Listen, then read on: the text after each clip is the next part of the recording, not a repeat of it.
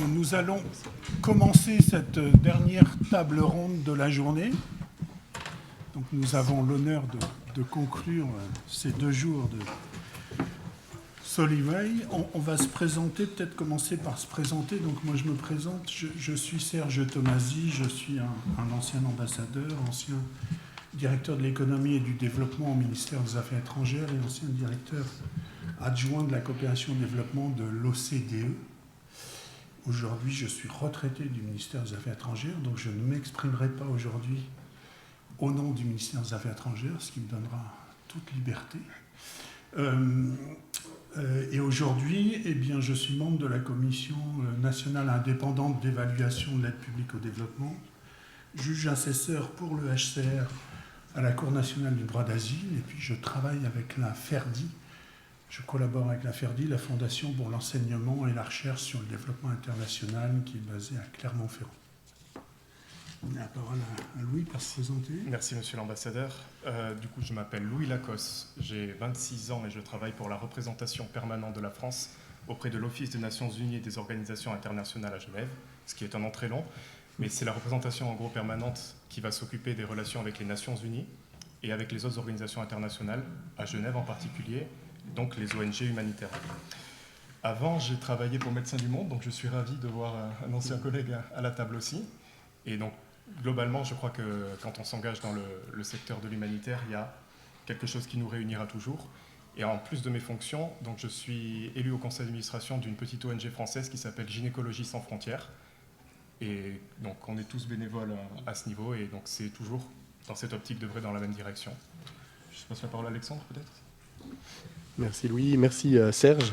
Je m'appelle Alexandre Munafo, je suis suisse, je suis responsable de la diplomatie humanitaire à l'Appel de Genève. L'Appel de Genève, c'est une organisation humanitaire qui a une particularité, c'est que nous travaillons dans des contextes où les groupes armés non étatiques, qui sont une partie importante des conflits actuels, se battent. Et nous avons un objectif, c'est de les amener à respecter le droit humanitaire, ce qui est déjà compliqué avec les États, comme on le verra, et c'est davantage compliqué avec les groupes armés non étatiques. Moi-même, j'ai une formation de juriste. J'ai toujours l'habitude de dire que j'ai fait 5 ans de droit et tout le reste de travers. C'est-à-dire qu'ensuite, j'ai fait d'autres fonctions. Et maintenant, dans la diplomatie humanitaire de l'Appel de Genève, j'engage beaucoup les communautés diplomatiques, les partenaires pour parler de notre mission. Merci encore pour votre accueil aujourd'hui. Merci, monsieur l'ambassadeur, merci, collègues, pour participer à cette table ronde. Et je suis Daniel Calzada, je travaille pour Médecins du Monde Suisse. J'ai eu travaillé dans le passé pour Médecins du Monde France, pour d'autres ONG telles que Terre des Hommes Lausanne, et puis encore d'autres ONG. Donc, je m'approche gentiment de la retraite avec derrière presque 25 ans, 30 ans de parcours un petit peu partout sur différents continents, avec une grosse partie d'expérience humanitaire, d'abord en Asie du Sud-Est, au Cambodge, et puis le rayonnement dans cette sous-région. Et puis, je dirais, je suis parti de l'Est à l'Ouest, un arrêt vers Madagascar, et puis jusqu'en Haïti, et une grosse partie en Amérique latine, où j'ai travaillé presque 10 ans sur différents pays. Et actuellement, je suis donc on appelle ça desk dans notre milieu, responsable de programmes internationaux, supervisant au niveau du siège de Médecins du Monde Haïti et le Mexique, où j'avais eu d'ailleurs dans le passé une expérience terrain en tant que représentant de Médecins du Monde France. Voilà, Médecins du Monde, je pense que vous connaissez, mais quelques mots rapidement. C'est un ensemble de 17 chapitres, on appelle ça les chapitres, c'est des sections, des représentations nationales dont nous faisons partie de la grande famille Médecins du Monde Suisse, France, Angleterre, USA, Canada, etc. On a environ 450 projets actuellement en cours sur plusieurs continents. Médecins du Monde Suisse est beaucoup plus petit, bien sûr, que ses grands frères. Médecins du Monde français a été le premier et a été créé, et on agit actuellement sur 9 pays, avec un budget qui est assez modeste, même très modeste, environ 15 millions de francs suisses, et une équipe qui est petite mais motivée, et sur laquelle eh bien, j'ai le plaisir d'apporter mon expérience et compétences. Merci. Donc quelques mots d'introduction peut-être pour cadrer un peu notre débat. Donc on nous a demandé de parler des évolutions géopolitiques en cours et de leur effet sur l'action humanitaire. Alors on n'épuisera certainement pas le débat, mais on va essayer de vous donner quelques pistes de réflexion, et puis en étant aussi concret que possible avec des illustrations. D'abord un mot, la géopolitique, qu'est-ce que c'est ? La meilleure définition, elle a été donnée par Napoléon, qui disait que tout État a la politique de sa géographie. Donc la géopolitique, au sens strict, c'est l'étude des relations entre comment les relations extérieures des pays sont impactées par leur géographie dans un espace donné. Pour prendre un exemple très actuel, la Russie et l'Ukraine, pour comprendre ce qui se passe en Ukraine, on peut se référer à Michel Heller, grand historien spécialisé sur la Russie, qui a écrit il y a une quinzaine d'années l'histoire de l'Empire russe, et qui montre que ce grand pays, qui est le plus grand pays au monde en termes de superficie, 17 millions de kilomètres carrés, 2 fois plus que le Canada, qui est le deuxième pays en termes de superficie, a d'abord, depuis Ivan le Terrible, eu une politique d'expansion à l'est, jusqu'aux confins du Pacifique, et depuis Pierre le Grand, a une obsession qui est son expansion à l'ouest pour s'ouvrir des routes maritimes, parce que quand vous regardez une carte, côté ouest, la Russie est quasiment, pas totalement, mais enclavée. Et ça a deux conséquences, et sous tous les régimes, que ce soit les empereurs avec Pierre le Grand, Catherine II de Russie, que ce soit sous Staline, le régime communiste, que ce soit sous Poutine, il y a toujours cette volonté de s'ouvrir un accès à la mer Noire et donc à la Méditerranée, à l'Atlantique Sud, et ça c'est la Crimée, l'invasion de la Crimée, et au nord de s'ouvrir un accès au-delà de Saint-Pétersbourg, qui a bien sûr un port sur le golfe de Botnie, mais de s'ouvrir un accès à la mer Baltique et à l'Atlantique Nord, et ça, ce sont les pays baltes qui sont la cible. Et ça, c'est vraiment de la géopolitique au sens propre, même si aujourd'hui, dans le sens courant, on a tendance à associer géopolitique et relations de puissance. Et c'est la grande caractéristique du monde dans lequel on vit. Nous, diplomates, on aime souvent parler du système westphalien, de l'ordre westphalien, qui fait référence aux traités de Westphalie qui ont permis de résoudre la guerre de 30 ans, et qui sont effectivement une étape importante parce que c'est à ce moment-là où on pose la règle que les États sont en principe souverains chez eux. Par contre, que leurs relations doivent être régies par des traités négociés, y compris à travers des conférences interétatiques. Et la conférence de Westphalie est considérée comme le premier exemple d'une conférence interétatique. Puis après, il y a eu tout le développement du multilatéralisme, notamment au XXe siècle, avec des étapes importantes, au lendemain de la Première Guerre mondiale, la création de la SDN, avec les principes du président Wilson, et notamment cette idée qu'il fallait transposer à l'échelle internationale les règles de fonctionnement des démocraties libérales, avec un État égal une voix. Ensuite, en 1945, la création de l'ONU, alors le Conseil de sécurité des Nations Unies, mais aussi la Cour internationale de justice de La Haye, toutes les grandes conventions, notamment les conventions de Genève, qui ont tendu même réglementer les conflits, la naissance du droit international humanitaire, jusque dans les années 90 et 2000, la création d'un agenda international pour la coopération avec les objectifs du développement du millénaire, la déclaration du millénaire, et puis bien sûr en 2015, la dernière étape avec l'adoption des ODD et de l'accord de Paris, qui sont les deux derniers succès du multilatéralisme. Mais aujourd'hui, cet ordre international est très contesté. Et il est contesté depuis plusieurs fronts. Il y a d'abord ce qu'on appelle le Sud global, qui remet en cause cet ordre international en disant que quelque part, il caractérisait l'hégémonie du monde occidental et il portait les valeurs sous travers de valeurs universelles, en fait des valeurs très occidentales de démocratie libérale. Avec d'ailleurs des nuances, si vous regardez, il y a des gens qui frontalement veulent mettre en cause cet ordre international, il y en a d'autres qui demandent plus à être mieux respectés et notamment avoir plus de pouvoir dans les institutions internationales et notamment les institutions de Bretton Woods. À l'après, il y a des nouveaux pôles de puissance ou de pays qui entendent affirmer ou réaffirmer leur puissance, alors avec des modalités variées. Alors il y a bien sûr la Russie de M. Poutine qui, lui, axe cette revendication sur la puissance militaire. Il y a des pays comme l'Inde ou la Chine qui, eux, utilisent leur puissance démographique et leur puissance économique. Et puis il y a surtout ce retour d'un nationalisme, je dirais, décomplexé, qui entend réaffirmer l'importance des intérêts nationaux qui doivent prendre le pas sur les intérêts collectifs. Et ça, bien sûr, on pense à M. Trump et au thème de l'America First, qui remet en cause, alors pas simplement l'aide internationale et la coopération. Si vous regardez bien la politique américaine aujourd'hui, en fait, elle remet en cause l'idée même de coopération. Ils remettent en cause l'OMC et la coopération en matière commerciale, avec Shanghai commercial.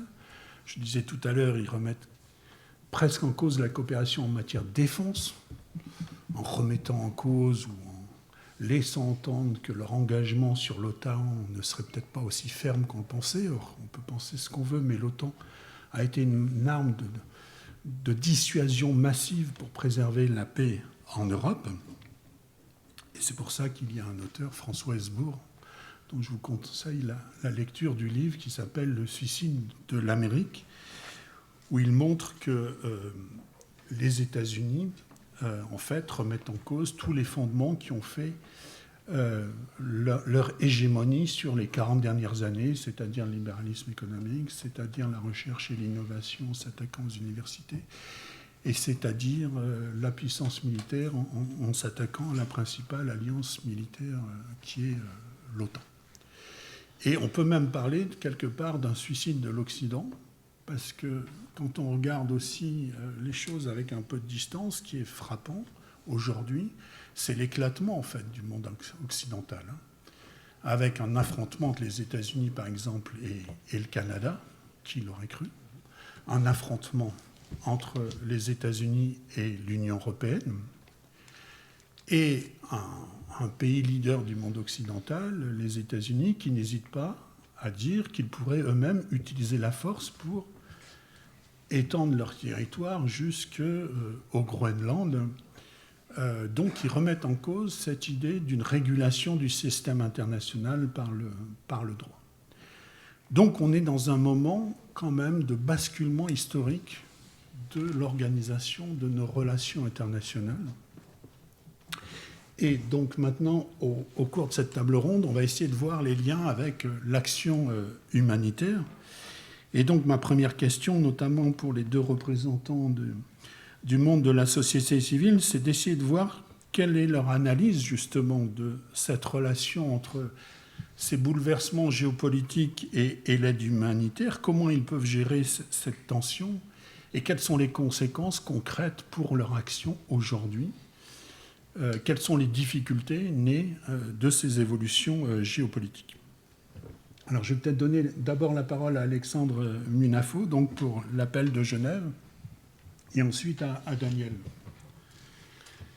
Merci Serge. Je pense que c'est difficile de parler après vous, après une telle analyse aussi fine, et puis aussi on voit l'observateur très aguerri que vous êtes sur le monde diplomatique. Je pense que pour nous, les humanitaires, qui sommes aussi très pratiques, ce qui frappe, c'est, vous pouvez vous dire, mais ce que vient de dire Serge, ça reste très théorique, très stratégique, etc. Ça reste à un niveau peut-être dont on ne voit pas l'aspect concret. Et au contraire, nous, c'est vraiment ce que l'on voit. C'est-à-dire le lien entre ces énormes tendances, des enjeux majeurs, et puis la réalité du terrain. Alors, je ne sais pas si je sais pas exactement comment marche voilà, je crois que ça, c'était pas... Voilà, moi, je voulais vous montrer ces deux photos. Je pense que pour celles et ceux qui suivent un peu l'actualité, est-ce que vous pouvez reconnaître ces deux personnes? Alors, il y a J.D. Vance, exactement, le deuxième. Ah, c'est plus difficile, mais c'est facile. C'est le ministre des Affaires étrangères chinois. Et ce qui frappe, c'est que ces deux photos ont eu lieu au même endroit, sur le même pupitre.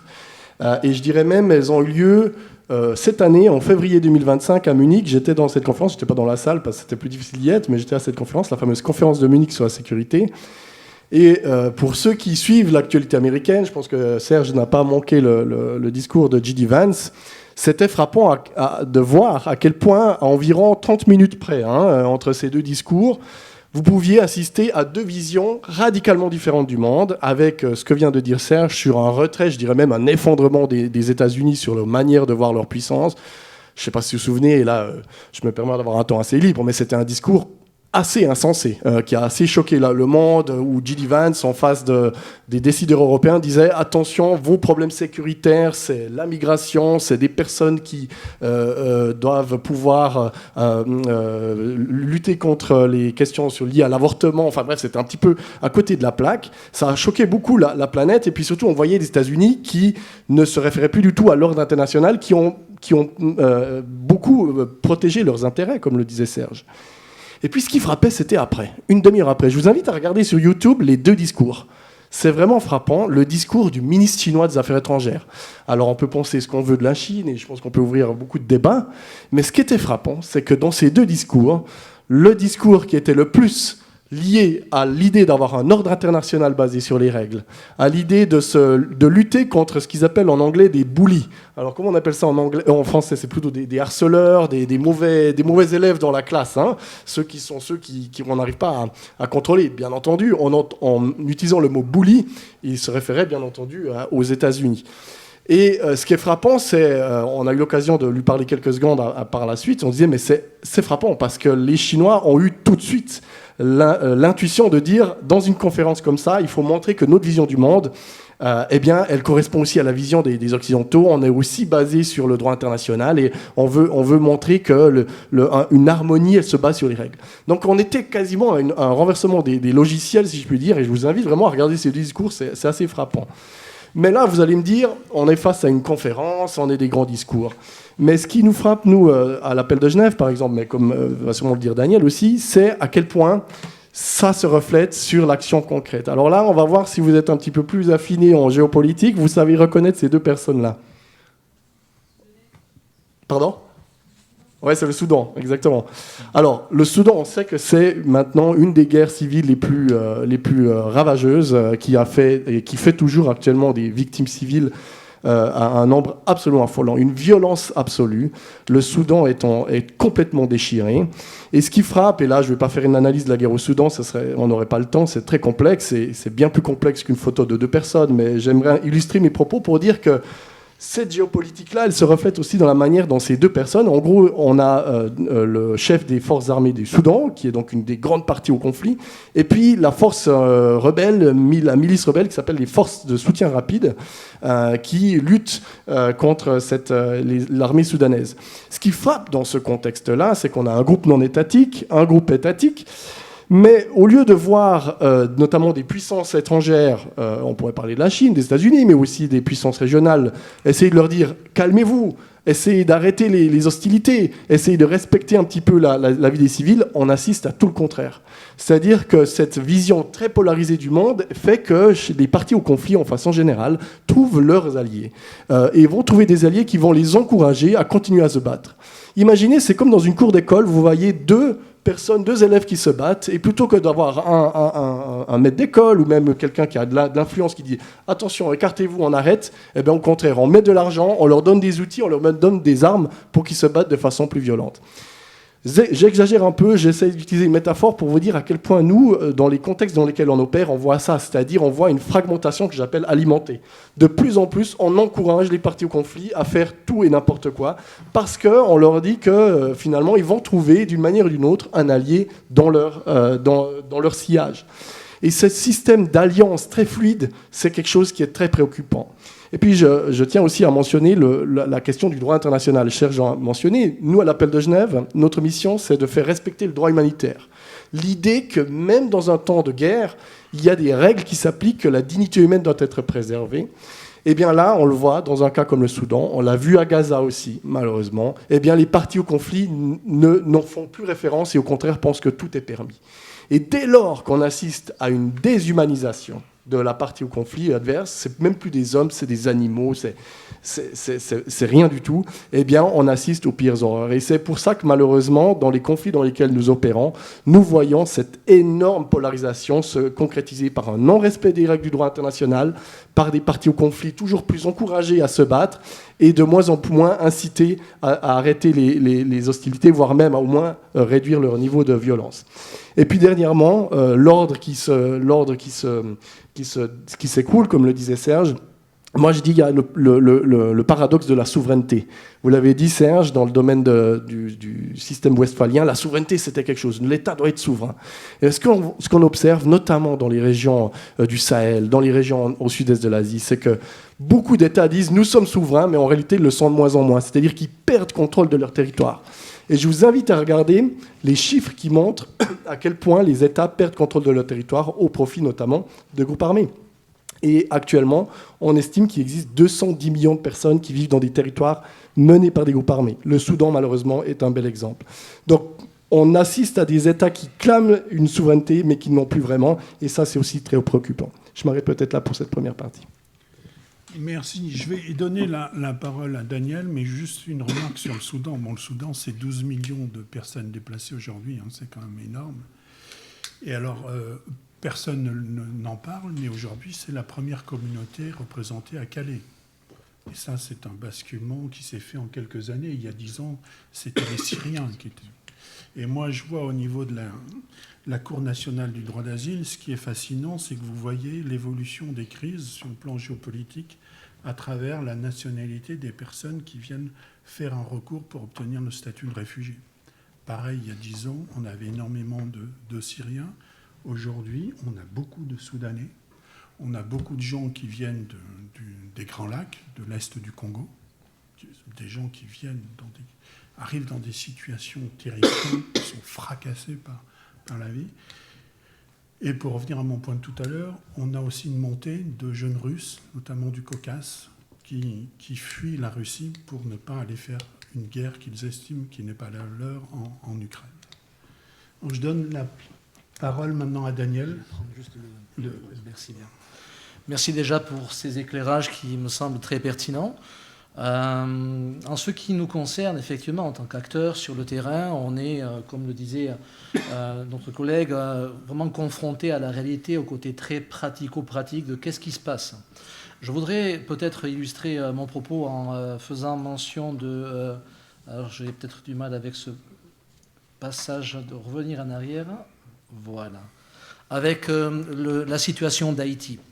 Haïti, je dirais, n'est pas forcément directement impacté par cette polarisation qu'on a vu se mettre en place depuis quelques mois. Il y a quand même un phénomène d'extrême qui monte un petit peu partout dans les gouvernements. Ici ou là, le propos était déjà mentionné avec notamment certaines décisions de la part du gouvernement américain et les décisions qui ont été prises par l'administration du président Trump. Haïti a toujours été un lieu où il y a eu une crise chronique, c'est ainsi qu'on l'appelle, parfois crise oubliée. Mais néanmoins, je dirais que la situation de ce pays et son histoire et sa politique, ou sa politique interne, ou son manque de politique interne, son manque d'État régalien, est aussi d'une manière ou d'une autre influencé par la politique de la région et par la politique internationale. Un peu moins peut-être par rapport à ces grands conflits qui ont été mentionnés précédemment, mais néanmoins, comment des gangs criminels organisés peuvent-ils avoir autant de moyens actuellement sur le sol haïtien, si ce n'est qu'au-delà de quelques rackets et des actions terribles, c'est plus que du racket, c'est du meurtre, c'est des viols, c'est des déplacements de population. Aujourd'hui, on parle d'environ 1,5 million de personnes qui sont déplacées en Haïti. Comment ces groupes criminels organisés peuvent-ils avoir de tels moyens simplement en allant auprès des leurs qui sont aussi pauvres qu'eux finalement? Il y a certainement des enjeux géopolitiques qui sont derrière et le propos, peut-être dans le cadre de cette table ronde, mériterait qu'on prenne beaucoup de temps et il nous est compté, donc je ne vais pas trop m'étendre, mais il y a cette réalité. Et j'ai choisi cette photo parce que nous voyons là eh bien, un avion qui est marqué Kenya. Et puis, pour ceux qui ont suivi l'actualité de ce pays, après des tentatives de la communauté internationale de faire en sorte d'aider, de relever, d'accompagner avec des forces onusiennes qui ont eu du mal à pouvoir amener ce pays un peu plus loin, eh bien, il y a eu comme aussi une forme peut-être de priorisation de la communauté internationale qui s'est dit nous, on ne peut plus continuer parce qu'il y a d'autres enjeux ailleurs, ou en tout cas, on ne peut plus continuer dans certaines conditions. Celles que nous proposons ne sont pas toujours acceptées au niveau de ce pays. Et donc, qu'est-ce qui se passe aujourd'hui? On voit que c'est, il y a quelques mois de cela, par contre, il y a un an environ, c'est un accord entre le Kenya et Haïti qui a fait qu'il a été trouvé cette solution d'envoyer des policiers pour appuyer les policiers en Haïti pour faire la guerre contre les gangs. Je dirais que c'est un exemple pour moi clair de ce que la géopolitique et la politique, disons, est nécessaire pour notre action, pour qu'elle soit efficace en tant qu'humanitaire. Et c'est là où on voit que certaines forces et certains enjeux qui existent, qui parfois nous échappent, on essaye de les comprendre, de les analyser, mais certaines de ces forces-là, eh bien, conduisent parfois à des décisions qui peuvent nous étonner. Comment un accord peut-il se mettre en place entre le Kenya, qui a ses propres problèmes, certainement, comme peut-être tout État a ses propres problèmes, mais comment peut-il y avoir eh bien, une solution pensée peut-être comme la meilleure dans ce cas de figure du Kenya qui va aider Haïti? Je dirais que pour conclure ce propos et cette partie, pour nous en tant qu'humanitaires, la situation et l'impact de la géopolitique clairement nous donne premièrement un impact au niveau de l'accès. C'est-à-dire qu'en tant qu'humanitaire, c'est toujours notre souhait de pouvoir avoir accès. L'accès, bien sûr, est lié à la sécurité. Quand il y a ces enjeux qui se mettent en place, quand il y a ces conséquences de ces positions radicales, polarisées de la part de certaines puissances mondiales, eh bien, notre accès est limité. La sécurité, bien sûr, des personnes sur le terrain, mais aussi de nos propres collègues nationaux et internationaux est aussi impactée. Et nous sommes, depuis ces dernières années, témoins de la réalité flagrante de ce que, bien, il y a de plus en plus d'humanitaires qui sont exposés à l'insécurité de par cet impact de ces décisions géopolitiques. La question de la légitimité régalienne de l'État, comment travailler en Haïti sans un État vraiment stable et permanent.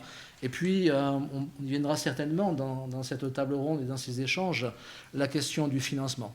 La géopolitique et les décisions des grandes puissances et de certaines puissances a un impact, qu'on le veuille ou non, sur le financement. Et bien sûr, tout à l'heure, j'aurai certainement l'occasion de parler spécifiquement de qu'est-ce qui se passe au Mexique, mais de manière globale, déjà, ça a été mentionné, des décisions de l'administration Trump n'ont pas simplement touché bien le monde de la coopération, de l'humanitaire, mais beaucoup plus largement de l'économie et d'autres secteurs également.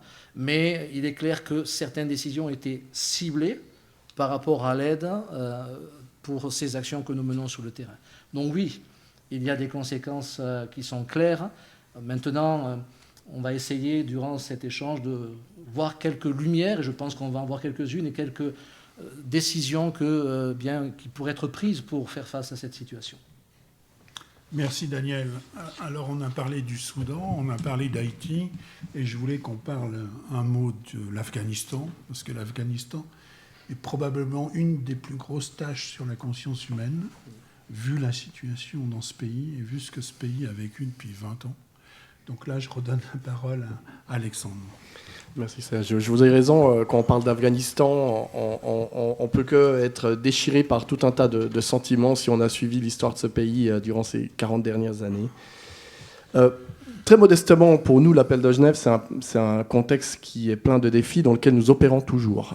Pour une simple raison, c'est que avant la prise de pouvoir des talibans en 2021, eh bien, l'appel de Genève traitait avec les talibans, était en dialogue humanitaire avec les talibans, comme je l'expliquais tout à l'heure, parce que c'était un groupe non étatique qui se battait et nous avions réussi à l'époque à bâtir un dialogue, un certain niveau de confiance, en leur disant, voilà, nous ne sommes pas là pour vous condamner, nous sommes juste là pour vous dire qu'il existe des règles basiques, le droit humanitaire, que vous devez appliquer si vous prenez part à des hostilités. Je la fais un peu plus court, je schématise. Mais donc ça, c'était, je dirais, une opération, classique de l'appel de Genève. Travailler avec un groupe armé non étatique, faire en sorte qu'il puisse réduire son niveau de violence en vertu du droit humanitaire. Or, le grand défi qui a été le nôtre, c'est bien entendu lorsque vous avez affaire à un groupe armé qui, d'un jour à l'autre quasiment, vous vous souvenez à quel point c'était rapide, prend le contrôle ou la quasi-totalité du contrôle de l'État membre des Nations Unies, qui est l'Afghanistan, la République d'Afghanistan. Et bien entendu, vous vous souvenez des images, on parlait d'images de tarmac, je pense qu'on a tous en tête encore les images de folie, aussi d'angoisse absolue pour les Afghans, pour les internationaux qui étaient là et qui souhaitaient fuir le pays. À l'époque, nous avons aussi, et notre équipe sur place était pris de panique, et puis nous avons reçu très vite, de façon assez surprenante, un message des autorités des talibans en disant « Vous n'êtes pas en danger, vous pouvez maintenir votre bureau, et au contraire, on souhaite que vous continuiez à nous former en droit humanitaire ». Alors, comme vous pouvez imaginer, c'est quelque chose qu'on a pris avec beaucoup de distance. Et surtout, nous avons maintenu un dialogue très important avec nos bailleurs, avec nos partenaires. Et quand je dis que c'est un dilemme, c'est que, bien entendu, vous n'êtes pas là à célébrer quoi que ce soit là-dedans, mais on a décidé la chose suivante. On s'est dit, s'il y a une demande de continuer, c'est-à-dire s'il y a une acceptation de pouvoir travailler et continuer de travailler avec eux, s'il existe un soutien de la part de nos bailleurs, qui sont pour la grande plupart des gouvernements, notamment même la France par exemple, ou la Grande-Bretagne, ou l'Allemagne, eh bien, ce sont des conditions qui sont positives pour nous. Par contre, il existait une troisième condition essentielle, c'est est-ce que nous pouvons, dans ces conditions-là, toujours obtenir des progrès. Parce que, bien entendu, il faut éviter de se faire manipuler ou qu'ils utilisent notre présence pour dire, voilà, regardez comment on agit bien. Donc ça, c'est le risque qui existe pour tout humanitaire qui travaille avec des parties au conflit. Eh bien, là où je dis que c'est un dilemme, c'est que, d'une certaine façon, depuis ces dernières années, nous avons continué à parler avec eux, mais le défi est devenu toujours plus grand. Mais nous avons aussi réussi à obtenir quelques changements de comportement. Je vous donne un exemple. Après la prise de Kaboul, 90% ou 90%, on est un territoire français ici, moi j'ai mon accent suisse, 90% de la force de police de Kaboul s'est évaporée. Des forces de police qui avaient été formées à coût de millions et de milliards, 90% de cette force s'évapore. Qu'est-ce que ça veut dire ? Vous avez dit des talibans qui arrivent à Kaboul, une ville qu'ils ne connaissaient pas vraiment, et puis qui commencent à patrouiller les villes avec beaucoup de violence, beaucoup d'agressivité. Et puis là, on s'est dit, là, si vous voulez, nous pouvons vous démontrer des règles basiques, les très claires basiques de comment patrouiller et comment respecter, par exemple, un checkpoint et comment le faire de façon un tant soit peu humaine. Et ils ont accepté de le faire avec plein de conditions, c'était complexe. Et puis, ce qui était surprenant pour nous, c'est qu'après ce travail, on a pu observer une vraie réduction de la violence dans le domaine de la manière dont les talibans patrouillaient, par exemple, Kaboul, qui a été observé par les observateurs internationaux, par le leadership taliban que nous avons rencontré, mais aussi les organisations de la société civile. Je m'arrête là pour juste dire à quel point c'est un dilemme. Pourquoi ? Parce que, bien entendu, le contexte fait que la situation s'aggrave de jour en jour. Elle s'aggrave parce que le gouvernement, aussi les autorités sur place, établissent un régime juridique, des décrets extrêmement restrictifs. Bien entendu, on ne peut pas mentionner l'Afghanistan sans parler de la situation dramatique pour les femmes et les filles, pour lesquelles aussi on essaie de travailler de façon, je dirais, non frontale, mais technique, pour essayer vraiment de pouvoir avoir des changements et des petites victoires. Et puis aussi, comme le disaient Daniel et Serge, avec la réduction des financements internationaux, qui souhaite encore investir en Afghanistan? Et malheureusement, les États-Unis, mais aussi une grande partie des bailleurs occidentaux, se disent, si nous ne sommes pas les bienvenus, si les autorités de facto d'Afghanistan ne souhaitent pas d'action humanitaire, eh bien, pourquoi est-ce qu'on irait, si en plus on n'a pas d'argent, pourquoi est-ce qu'on irait investir? Donc on a affaire à une tempête de conditions négatives pour l'Afghanistan qui font malheureusement qu'il est très difficile d'être optimiste à l'heure actuelle. Mais pour nous, les humanitaires, ça reste quand même un devoir de rappeler à la communauté internationale l'importance de travailler pour les Afghanes et les Afghans, et puis aussi de rappeler à la communauté internationale de ne pas demander aux humanitaires plus que ce que l'on fait. Parce que, par exemple, nous, à l'appel de Genève, on est très critiqués, peut-être à juste titre, d'être resté en Afghanistan, mais la gouvernance de l'Afghanistan, son futur, son système politique, ce n'est pas à nous, les humanitaires, de le définir, ce n'est pas à nous d'écrire la constitution de l'Afghanistan. Et il s'agira d'un travail, bien entendu, des Afghans et des Afghanes, mais avec un soutien politique de la communauté internationale. Peut-être je m'arrête là pour ces dilemmes. Merci Alexandre. Oui, l'Afghanistan, c'est un pays très attachant, mais qui pose vraiment des problèmes de fond sur l'action diplomatique et l'action humanitaire, et sur peut-être les limites de l'action diplomatique et de l'action humanitaire. Il y a des contextes où encore on ne sait pas faire, tout simplement, et des fois il faut reconnaître que nous-mêmes, nos capacités d'intervention sont limitées. Je vais maintenant justement passer la parole au diplomate, à Louis Lacossé, pour voir justement dans ce contexte aussi géopolitique, que peut faire la diplomatie humanitaire, comment elle peut agir, est-ce qu'il y a des initiatives multilatérales ou bilatérales qui peuvent permettre de desserrer l'étau et de permettre de nouveau aux humanitaires de pouvoir agir sur le terrain. Louis. Merci Monsieur l'Ambassadeur et merci pour tous ces éléments aussi de contextualisation pour revenir aussi sur la situation que nous vivons, qui est inédite, avec, vous l'avez rappelé dans votre propos introductif, mais un grand basculement historique, géopolitique que nous sommes en train de vivre, ça c'est certain. Et ce basculement, il se voit aussi sur le volet thématique de l'aide humanitaire. C'est-à-dire que sur le contexte international d'aide, effectivement, on dépendait beaucoup d'un bailleur de fonds. Le système était en très large majorité financé par les États-Unis. Pour les budgets des agences onusiennes, par exemple, on parle de 40% du budget du Haut-Commissariat pour les réfugiés, qui ne dépendait qu'un seul bailleur de fonds, qui était les États-Unis. Pour l'Organisation internationale d'immigration, c'est 47%.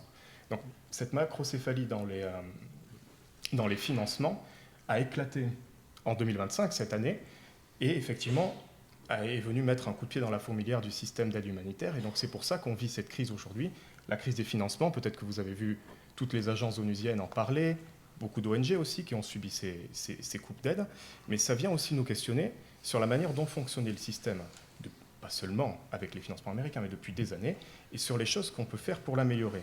Et à ce niveau-là, la diplomatie humanitaire y prend toute sa part, et je crois que... Alors je ne pensais pas que j'allais être le panéliste le plus optimiste aujourd'hui avec des collègues d'ONG, mais donc, je crois profondément qu'il y a des leviers qui peuvent être activés, des leviers qui peuvent aussi réchauffer nos cœurs quand on a envie de s'engager dans la solidarité. Déjà, pour parler des actions de la diplomatie humanitaire, je crois qu'on peut en identifier 3 volets. Le premier, c'est peut-être celui qui vient le plus immédiatement à l'esprit quand on parle de diplomatie. La diplomatie, on imagine que c'est des pays qui se réunissent autour d'une table, souvent pour résoudre un conflit armé, imaginons, puisque c'est l'exemple le plus probant. Un premier volet de la diplomatie humanitaire, ça pourra être toutes les clauses qui seront intégrées dans ces négociations, c'est-à-dire si on parvient à un cessez-le-feu, je ne vais pas donner d'exemple précis peut-être, mais si on parvient à cesser le feu, alors il faut rétablir, et on en a parlé, des accès humanitaires, il faut que l'aide humanitaire puisse abonder, et ça aujourd'hui c'est des sujets dont on ne peut se passer dans aucune négociation, dans aucun cadre de conflit. C'est vrai aussi que la nature des conflits a changé, a muté, je pense à la protection du personnel humanitaire, vous l'avez rappelé. Tout ça sont des choses que les États vont garder à l'esprit, les États qui défendent encore l'État de droit, comme vous le disiez Monsieur l'Ambassadeur, c'est encore une majorité d'États, mais pour combien de temps ? Et donc tous ces États, la France en fait partie, qui défendent encore l'État de droit et ses bons accès, vont continuer de toujours garder à l'esprit qu'il va falloir inclure ces causes humanitaires dans toute négociation. Donc sur la protection du personnel humanitaire, pour donner un exemple très concret d'action multilatérale, l'Australie a lancé une déclaration qui peut être rejointe par tous les pays. Tous les pays qui la rejoignent s'engagent à soutenir la protection du personnel humanitaire. La France a rejoint l'initiative. le Royaume-Uni aussi, beaucoup d'autres pays.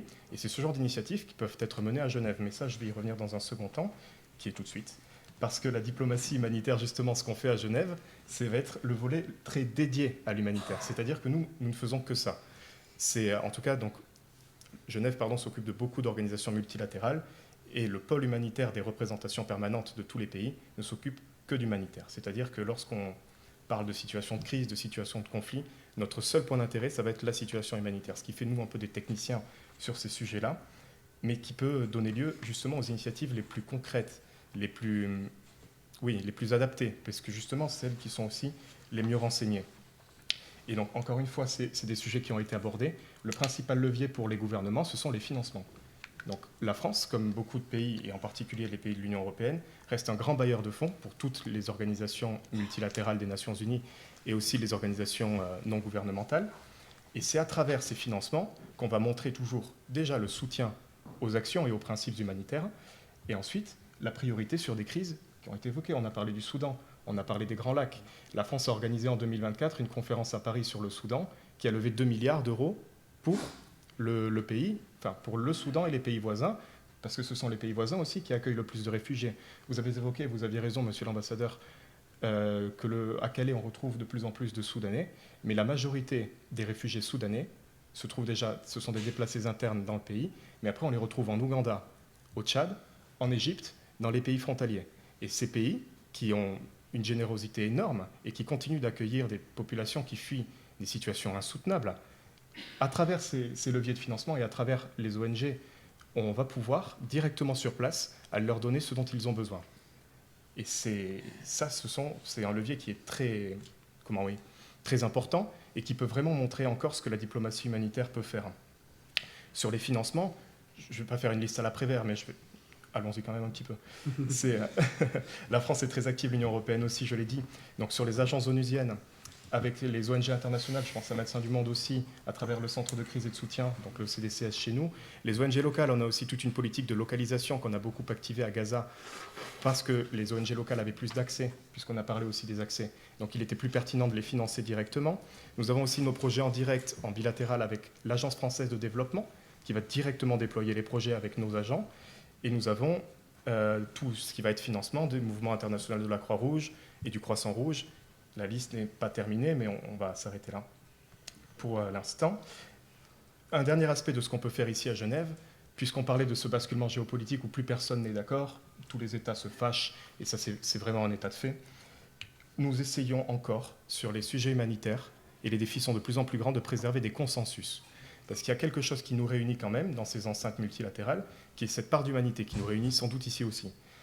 Donc à ce niveau, je pense par exemple au budget des agences. Donc les agences sont en crise budgétaire, on en a parlé, mais lorsque les budgets sont adoptés, traditionnellement, ils le sont par consensus. C'est-à-dire qu'il n'y a aucun pays qui traditionnellement ne s'oppose à l'adoption des budgets et des programmes des agences multilatérales, ce qui reste un bon signe, puisque les pays, si vous regardez à New York ce qui se passe, qui est beaucoup plus politique, ne sont plus d'accord sur rien, mais sur l'humanitaire, on arrive encore à préserver le consensus. C'est de moins en moins vrai, mais en tout cas, la France et beaucoup d'États continueront de se battre pour que sur ces sujets-là, en dépit de griefs qu'on pourrait avoir, en dépit de toute revendication légitime que tel et tel pays pourrait demander à ces agences, garder cette idée en tête que de se dire, eh bien tiens, 193 pays qui n'ont peut-être parfois rien en commun se mettre d'accord sur l'humanitaire, ça reste quelque chose.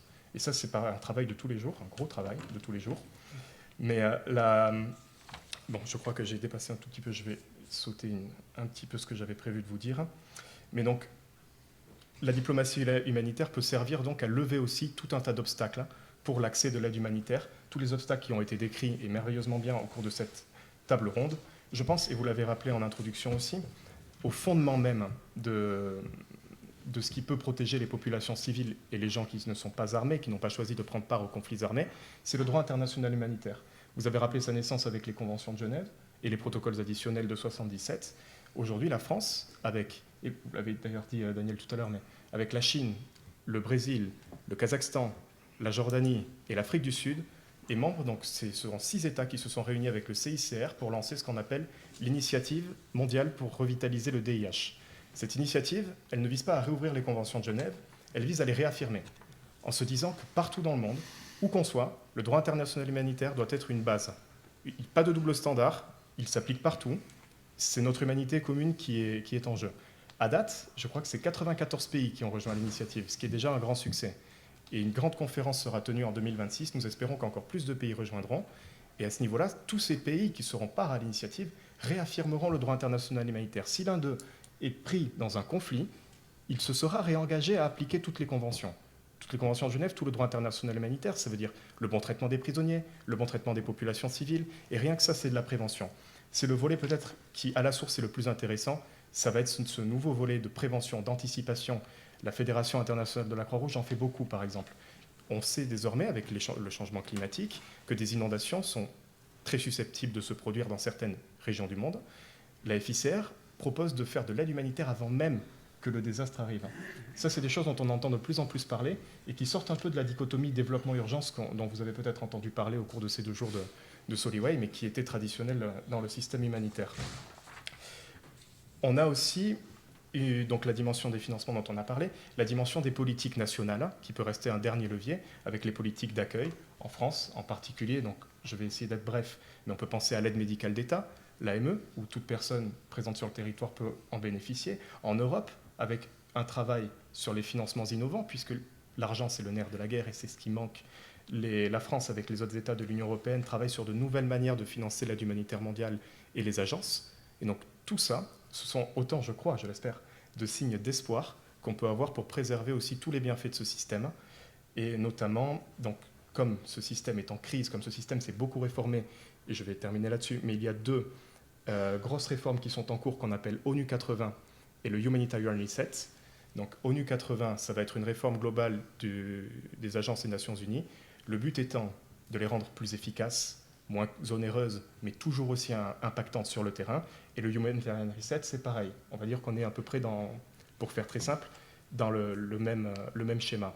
Donc c'est-à-dire qu'à l'heure où il est de plus en plus facile de dénoncer les agences onusiennes, la communauté internationale, toute cette solidarité qui ne fonctionne plus, qui est très onéreuse, et à l'heure où c'est de plus en plus difficile de la défendre, il reste des États qui font encore mieux, mais qui proposent de l'améliorer. Et la France en fait partie. Mais c'est vrai qu'à ce niveau, je crois que tous ces éléments, et c'est le haut-commissaire Grandi qui le rappelait, doivent nous permettre de nous dire qu'on vit aussi un moment de restructuration qui est un moment enthousiasmant, ça l'a toujours été. Tous les moments de crise sont suivis de moments de renouveau, et c'est à nous, acteurs de la solidarité, quelles que soient nos positions, de redéfinir ce qu'on va vouloir en faire de cette solidarité internationale. Une chose est sûre, il n'y a qu'avec la solidarité internationale qu'on y arrivera. Il n'y a pas d'autre option. Donc il faut chacun, à notre échelle et avec nos engagements, se saisir de toutes ces opportunités qui sont créées par la crise et d'en faire ce qu'on en peut. Et on en fera quelque chose de super. Merci. Merci. Alors on va aborder une 3e et dernière question avant d'ouvrir le débat. C'est quand même cette question dans ce contexte géopolitique et ce contexte financier très contraint, la question des migrations, des populations déplacées et comment ça impacte l'action des ONG, de la société civile dans le domaine humanitaire et quelles sont les difficultés, les défis qu'elle rencontre. Alors je vais peut-être donner la parole d'abord à Daniel cette fois-ci et ensuite à Alexandre. Merci, monsieur l'ambassadeur. Et il est vrai qu'il y a eu de tout temps des migrations, de tout temps. Mais que nous sommes dans un monde où, du fait de plusieurs facteurs, on voit ce phénomène grandissant. Il sera certainement encore là quand on ne sera plus là, nous. Et que cela même nous touche. On parlait tout à l'heure de Calais, mais on pourrait évoquer le travail qui se passe en Méditerranée. On pourrait évoquer ce qui nous touche de beaucoup plus près. J'évoquais tout à l'heure le cas précis d'Haïti avec les déplacés. La migration, bien sûr, nous lie un petit peu au fait de sortir de son pays, de s'expatrier. Mais il y a aussi des migrations internes, si je peux le dire ainsi, et elles sont parfois silencieuses, douloureuses, parce qu'elles sont portées et vécues par ceux qui sont obligés de sortir de là où ils étaient plus ou moins stables. Ils sortent avec disons, des états traumatiques qu'ils amènent avec eux. Je dirais que, bien sûr, avec cette diapositive que j'ai choisie pour vous parler du Mexique, il y a un cactus derrière et j'ai parlé de Trump, donc vous pouvez imaginer C'est de cela dont je voudrais parler. Bien sûr, le Mexique fait partie aussi de ce pays qui est touché par ce phénomène-là. Quand je parle avec des différents contacts et que je dis que je supervise le travail au Mexique, même quand j'étais représentant de Médecins du Monde France au Mexique, de suite on me disait Playa de Carmens et les pyramides. Mais le Mexique, c'est pas que cela. Et c'est vrai qu'il est clair qu'il existe dans le monde des théâtres et des opérations très difficiles, des conflits. Je pourrais évoquer le territoire palestinien occupé. Je pourrais aujourd'hui, qui bien sûr revient très régulièrement de l'actualité, et c'est nécessaire, pour évoquer, monsieur l'ambassadeur, évoquer l'Ukraine et cette situation qui est à nos portes. Mais le Mexique est aussi un pays qui a toujours été un pays de transit, parce qu'il y a le rêve américain. Et le rêve américain, en fait, il a touché l'Europe un temps, il peut encore peut-être toucher certains, je ne sais pas. On partait de l'Europe pour aller essayer de construire son avenir, son futur aux États-Unis. C'est bien souvent aussi des choix qui étaient faits par obligation à cause de certaines situations en Europe ou en d'autres endroits. Et ce qui est clair, c'est que les personnes qui sont touchées et impactées par les décisions de l'administration Trump au Mexique actuellement, c'est des personnes qui, pour la plupart d'entre elles, viennent bien d'Amérique latine, mais on va trouver aussi des Haïtiens, on va trouver des personnes qui viennent même d'Afrique, qui sont passées par des chemins migratoires exceptionnels et incroyables. Et il se trouve que, bien sûr, nous étions, en tant qu'ONG, en tant qu'acteurs humanitaires, sensibles à ce qui allait se passer. Nous étions un petit peu alarmés. On va certainement perdre quelques crédits, quelques contrats. Mais ce qui nous a surtout choqués, c'est la brutalité avec laquelle ça a été fait. C'est-à-dire que dans ce lot de moments particuliers, il y a environ bientôt un an, c'était début 2025, lorsque, soutenu par quelques financements des États-Unis, il nous a été dit que notre financement, qui montait à plusieurs millions dans un consortium, était gelé pour 3 mois. De suite, on savait que le gel allait se transformer en arrêt brutal. La conséquence, c'est que plusieurs partenaires dans ce consortium, impactés aussi à un niveau plus macro, plus global, au niveau des différentes opérations que ces mêmes acteurs humanitaires avaient dans d'autres régions du monde, et pas simplement le Mexique, ont été obligés de prendre des mesures drastiques. Et en ce qui nous concerne, on a essayé vraiment de pas fermer notre programme, parce que finalement, nous étions conscients que oui, les mesures qui allaient être prises et qui étaient prises allaient impacter les migrants, mais allaient impacter aussi le Mexique, et allaient nous impacter aussi. Et tout à l'heure, Alexandre le rappelait, quant à l'Afghanistan, en tant qu'ONG, normalement, nous ne devrions pas rester dans un pays des dizaines d'années. Mais il y a parfois aussi la nécessité, et c'est aussi un des focus de Médecins du Monde, de faire du plaidoyer, d'être témoin. Et parfois, c'est aussi notre volonté, voyant que les choses ne se mettent pas en place, que notre présence est nécessaire, on a fait le choix de rester. On a fait le choix de rester avec, bien sûr, une recherche de financement par ailleurs. On pourra évoquer quelques pistes. Mais simplement, ce que je voudrais dire, c'est que la conséquence, c'est qu'un mur n'arrête pas des personnes qui, dans leur pays, ont leur maison qui brûle. Et quand quelqu'un vit un incendie de manière dramatique et qu'il doit sortir, il ne pense pas s'il va être dehors sans ressources, au froid, à la neige, mais il sait que s'il ne part pas de là où il est, sa vie est en danger. Et donc, construire un mur, ça s'est vu dans l'histoire, ça a été beaucoup plus marqué de manière très forte ces derniers temps. Au-delà du mur, et ces derniers jours, je regardais l'actualité, il y a des avions qui régulièrement font du lien entre les États-Unis et, par exemple, le Guatemala, et donc des centaines de personnes qui sont renvoyées chaque jour. Mais si on est sur le terrain, on parle avec eux, ces personnes-là, quel est votre plan? Je vais repartir. Je vais repartir. Parce que là où je suis, en fait, j'ai pas d'avenir, je ne peux pas. Et la difficulté, l'impact, si je puis me permettre, pour donner quelques détails, et là, on descend un petit peu sur la réalité terrain et cet impact géopolitique sur notre travail, c'est que, des routes qui étaient connues, des routes migratoires qui étaient connues et plus ou moins sécurisées, si je puis dire, parce que c'est même presque quelque chose d'offensant de dire cela, des routes sécurisées, qui étaient en tout cas connues, sur lesquelles on pouvait intervenir. Ces routes-là, ne sont plus, et c'est de nouvelles routes que ces nouvelles personnes empruntent pour essayer de revenir. Mais certains ne peuvent pas revenir dans leur pays. Certains, en tout cas, je parle de ceux qui sont au Mexique, et le Mexique est devenu, d'un pays de transit, un pays d'accueil, avec toute la réalité de ce que M. l'ambassadeur disait en introduction, la réalité des conséquences sur les échanges commerciaux avec le Mexique, sur la coopération internationale, sur les liens qu'il y a avec la nouvelle présidente et avec l'administration Trump, et essayer de trouver un équilibre pour garder une certaine fermeté au regard de ce voisin du Nord, mais tout en essayant aussi de trouver quelques accords. Avec en son sein, au niveau du Mexique, les guerres de territoire dans lesquelles, j'ai envie de dire cela parce que j'ai visité dernièrement le Mexique en mission de suivi de notre programme, les migrants sont cotés. Ils sont évalués, ils valent. Si vous êtes jeune, si vous êtes femme, si vous êtes enceinte, si vous êtes une personne âgée, si vous êtes un homme, vous avez un prix. Et donc il y a des choses qui sont terribles, bien sûr, qu'on connaît dans ces routes migratoires très dangereuses.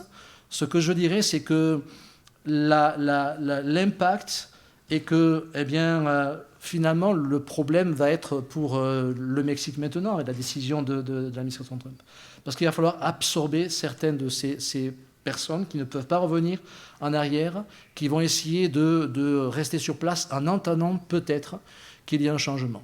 Je dirais peut-être pour conclure que, bien sûr, chez Médecins du Monde, cette situation que j'évoque en particulier, mais tout ce contexte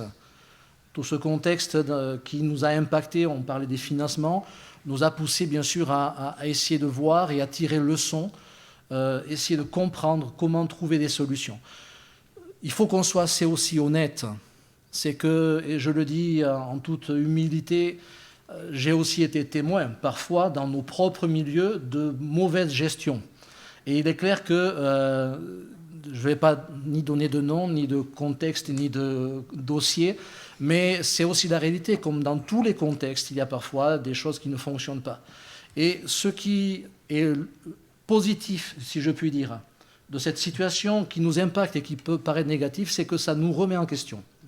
Et les remises en question, c'est toujours très bon, parce qu'on peut essayer de cette situation, essayer de voir comment on peut trouver des solutions. Il y a bien sûr la volonté de s'associer à d'autres. On s'aperçoit que pour faire face, il faut qu'on soit plus dans des consortiums, dans des recherches de partenariats, qu'on essaie de trouver des financements par ailleurs. Et puis, je dirais une dernière chose, bien sûr, travailler encore la localisation. Il y a dans notre milieu, celui de la solidarité internationale, parfois on va dire des modes. Et on entend parfois dire ça c'est une mode. J'ai vu des modes. En 25 ans, en 30 ans, j'en ai vu. Mais je pense que la localisation est quelque chose qui n'est pas qu'une mode, c'est un besoin. Il faut plus que jamais aujourd'hui dans notre milieu et dans ce secteur-là, aborder les solutions avec ce prisme-là et avec cette approche-là. Ça sera un long chemin, mais on garde un peu espoir. Merci Daniel. Avant de donner la parole au public, Alexandre, pour quelques mots aussi sur ce sujet. Oui, je pense que j'aime bien parce qu'il y a des notes d'optimisme qui ressortent, donc il faut que je m'inscrive là-dedans. Je suis quelqu'un de très optimiste par nature aussi, donc je vais essayer de m'inscrire dans cette lignée-là. Alors, quand on parle de migration, je pense que, bien entendu, c'est un mot qui hérisse les poils partout, hein, et on le sait ici en Europe, il faut pas nier la réalité. C'est un sujet politique majeur. Et il est bien entendu usé, il est même un peu abusé, on va le dire. Mais je crois que Daniel a très justement dit, lorsqu'on parle en tant qu'humanitaire de thématiques migratoires, en réalité, nos yeux sont focalisés sur des pays qui subissent des enjeux migratoires bien plus grands que nous ici en Europe. Il faut l'avouer. Je vous invite à regarder la situation du Tchad actuellement. Le Tchad, qui n'est pas connu pour être un pays, disons, très solide et qui a déjà ses propres défis.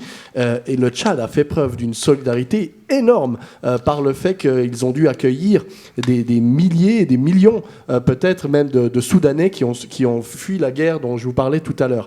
Je vous parle aussi, par exemple, de la République démocratique du Congo, par exemple, qui subit aussi des flux migratoires énormes, et ses voisins.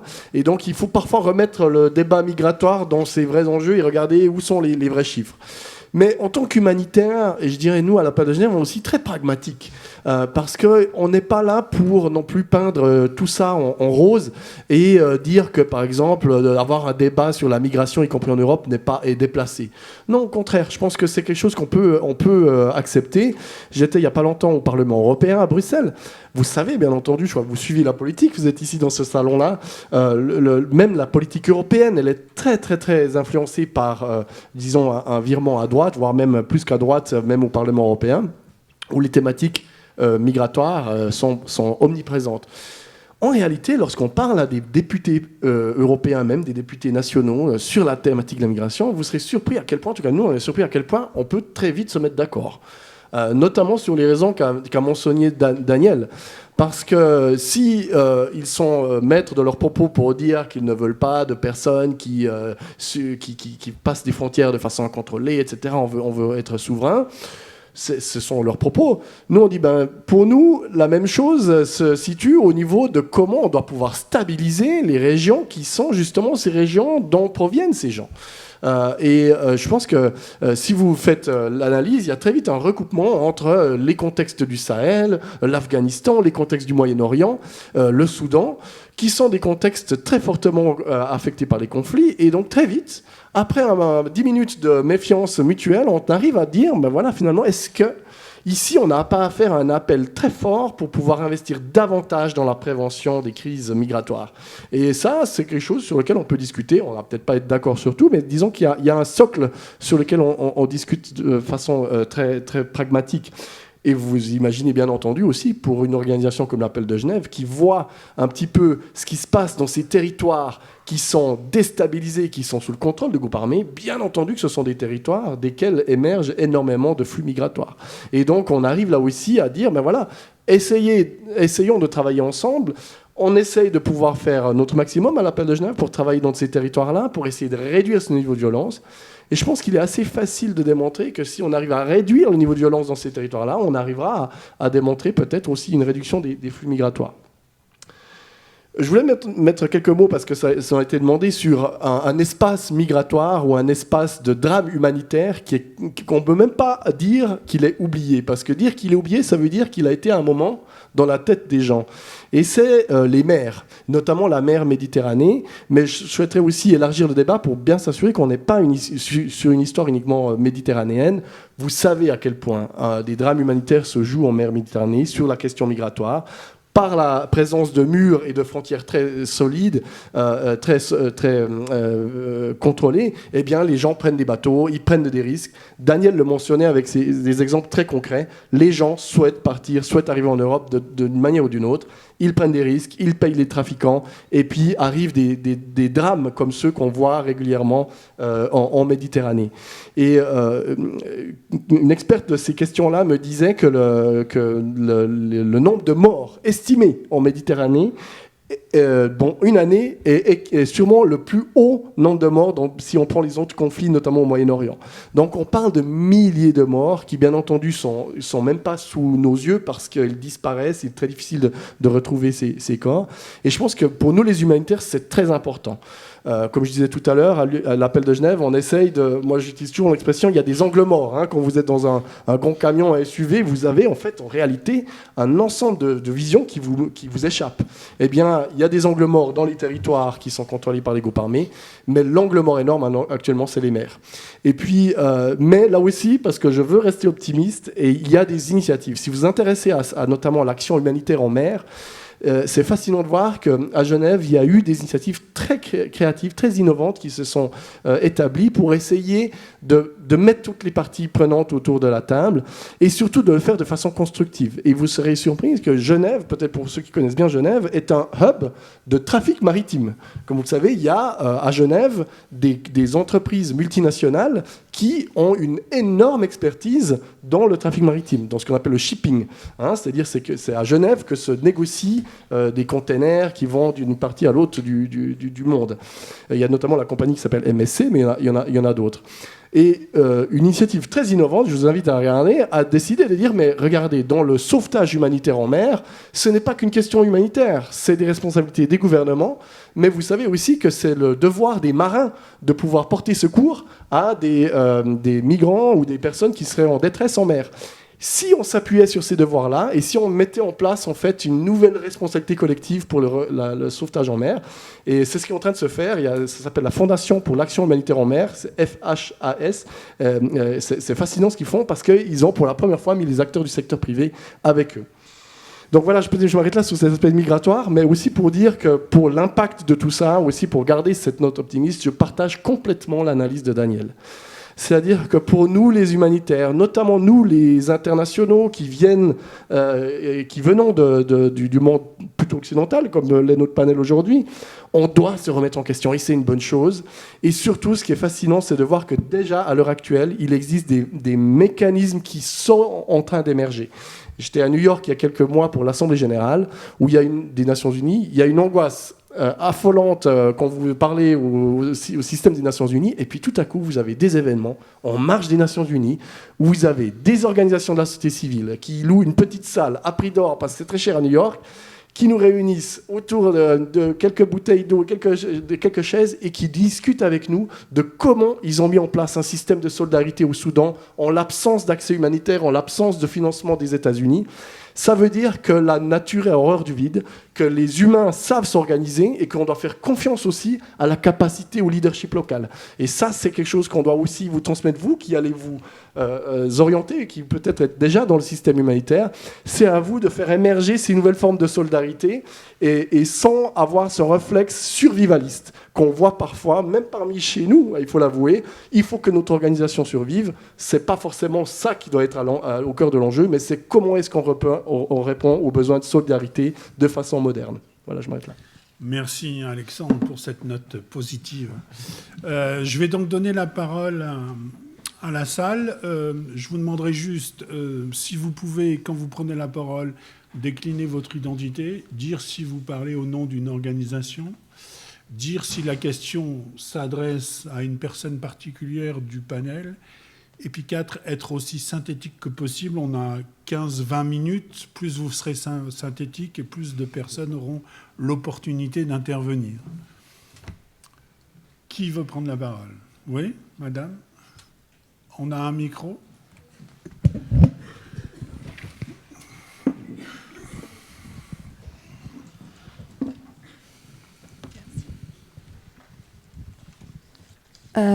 Bonjour. Bonjour. Merci beaucoup, ça a été vraiment fantastique.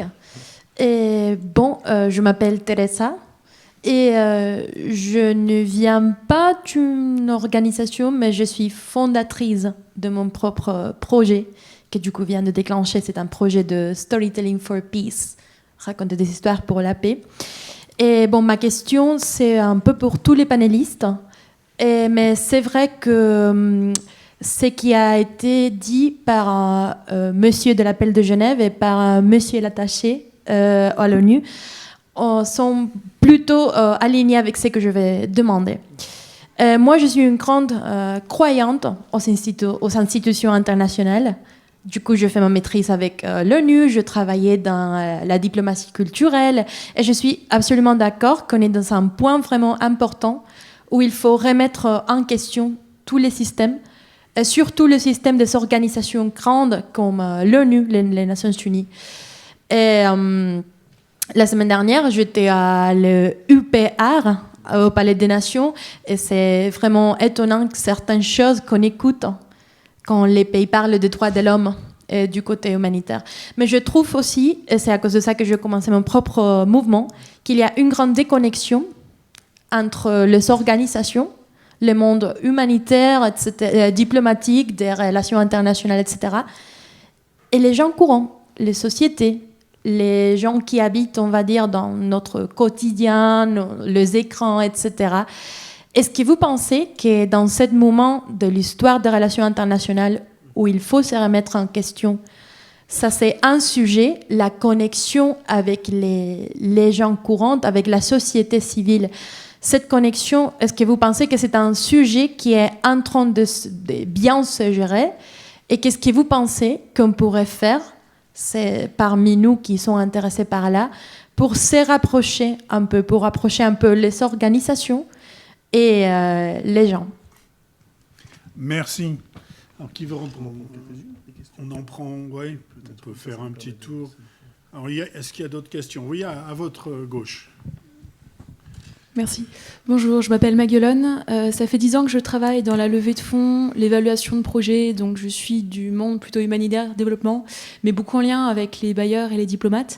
Moi, je voudrais vous interroger sur la capacité de Genève à rester un lieu de lien, de médiation sur les droits de l'homme et l'humanitaire. Parce que j'ai compris que c'est moins politique, plus humanitaire ce qui se passe ici.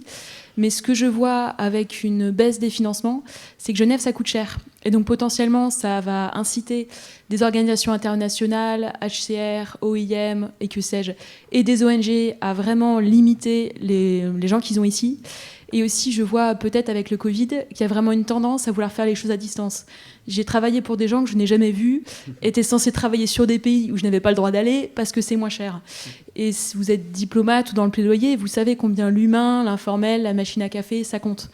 En plus, on parle aussi d'une ville en Europe, une Europe qui, je pense, se provincialise. Enfin, bon, vous avez parlé de la Chine, des États-Unis, les poids lourds, on n'en fait pas partie. Donc est-ce que vous pensez que Genève va garder cette place qu'elle a depuis peut-être un siècle de pôle de l'humanitaire? Merci.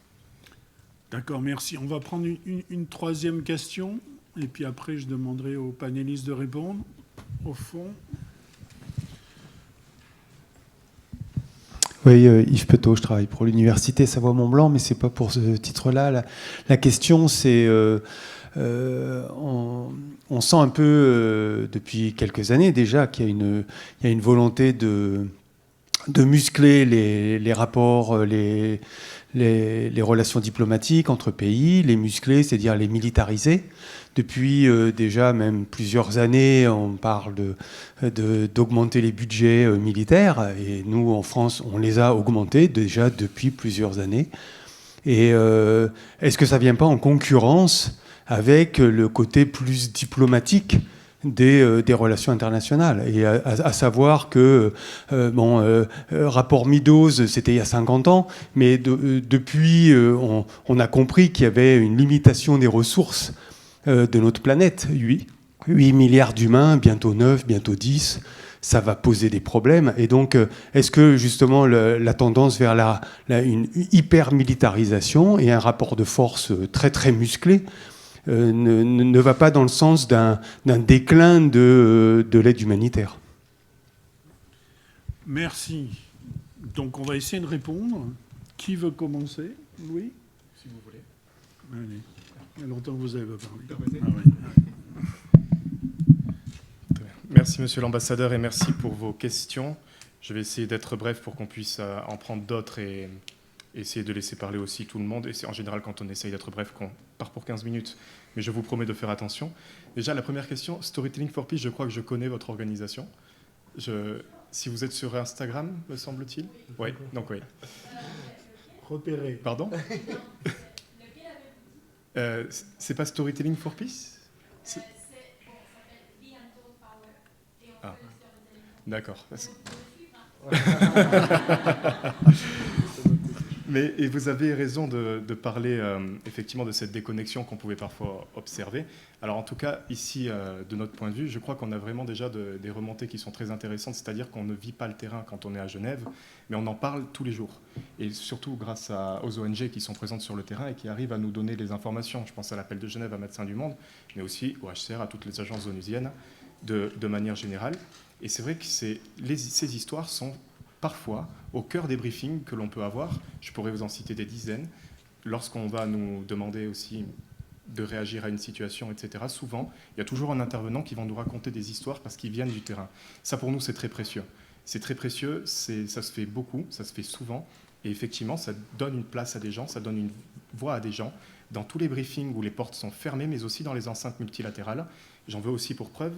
Le Haut Commissariat pour les réfugiés va accueillir la cérémonie Nansen pendant le mois de décembre, qui est une cérémonie au cours de laquelle des réfugiés sont invités pour leurs actions, pour les communautés, pour leur parcours, etc. Et donc ils auront une pleine voix à ce moment-là à Genève. Et nous, c'est aussi des moments qu'on chérit énormément, qu'on ne rate pour rien au monde, puisque ça nous donne vraiment l'occasion effectivement de connecter avec un terrain que l'on ne pratique pas quand on vit à Genève. Donc ça, c'était peut-être sur la question de la connexion. Sur la seconde, qui parlait de la Genève internationale, alors vous avez raison. Et c'est vrai qu'au moment des crises... oui, pardon, vous êtes là. Au moment des crises... Pardon, vous êtes là.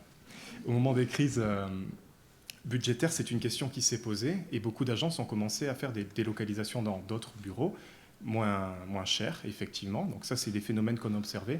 Mais vous avez aussi raison de rappeler que le côté informel, et il y a beaucoup de choses qui se passent par l'informel, doit être préservé. Et la Genève internationale, je crois, sera toujours préservée, peut-être à une échelle un peu plus humble, mais elle est aussi également beaucoup soutenue, déjà par les États, et en particulier la Suisse, qui a un plan qui est voté en ce moment, si je ne m'abuse, de soutien à la Genève internationale, avec des millions de francs suisses qui vont être injectés pour soutenir l'implantation, non, puisqu'elles sont déjà implantées, le maintien de ces agences à Genève. Et en partie pour ce que vous décrivez, c'est-à-dire que l'utilité de réunir aussi tous ces experts dans un même lieu, c'est de faciliter les échanges de toute nature, techniques, informels, de haut niveau. Il y a la situation de Genève. Genève a aussi, sur le plan historique, toutes ces... En anglais, c'est facilities, tous ces... Comment dire ? Oui, voilà, tous ces immeubles, tous ces accès... Équipements, merci. Tous ces équipements qui permettent de se retrouver. Donc je crois qu'une Genève internationale plus humble, d'une certaine manière, en tout cas peut-être moins imposante, étant anticipée, mais elle survivra, ça je crois qu'on peut se le donner pour acquis. Et sur le dernier aspect qui était la militarisation des relations internationales, c'est vrai, et je reprends les propos introductifs de l'ambassadeur sur ce monde qui est de plus en plus... Donc c'est géopolitique, oui, d'une certaine manière, et une géopolitique par la force. C'est simplement, enfin, je le prends comme la donnée suivante, c'est une nouvelle manière de se parler avec les armes derrière. Ça ne veut pas dire qu'on ne se parle pas. Et en tout cas, les efforts de discussion se poursuivent. Et même si les budgets de la défense augmentent, et dans des crises budgétaires globales, ça n'empêche pas de continuer tous les efforts diplomatiques sur les autres volets. Diplomatie économique, diplomatie humanitaire, diplomatie culturelle. Tous ces volets restent des sujets de discussion tout aussi actifs, je dirais même plus actifs. Au moment où on a tendance à se tourner le dos et à avoir peur de se tourner le dos, c'est les sujets qui sont justement non militaires et les sujets qui ne sont pas des sujets de défense qui vont encore réussir à réunir et qui sont peut-être des sujets sur lesquels il faudrait mettre l'emphase. En tout cas, ils sont précieux. Donc non, je ne pense pas que ça change vraiment la nature de ce qu'est la diplomatie de manière générale, même si, effectivement, on ne peut que noter que la militarisation, c'est un phénomène qui change la nature des discussions globales.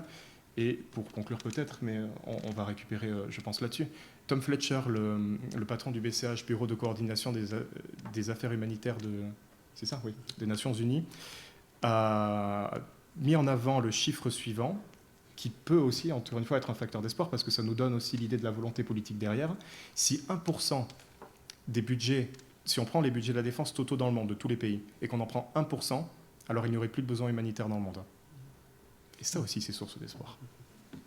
Merci pour vos questions. Peut-être Alexandre sur la Genève internationale. Ouais, juste pour reprendre le dernier point de Louis, ça fait penser un peu à la taxe Zuckman, n'est-ce pas, au débat ici qui est très fort, je sais, en France. Mais je pense que monsieur avait raison de démontrer l'incroyable déséquilibre entre les budgets de défense.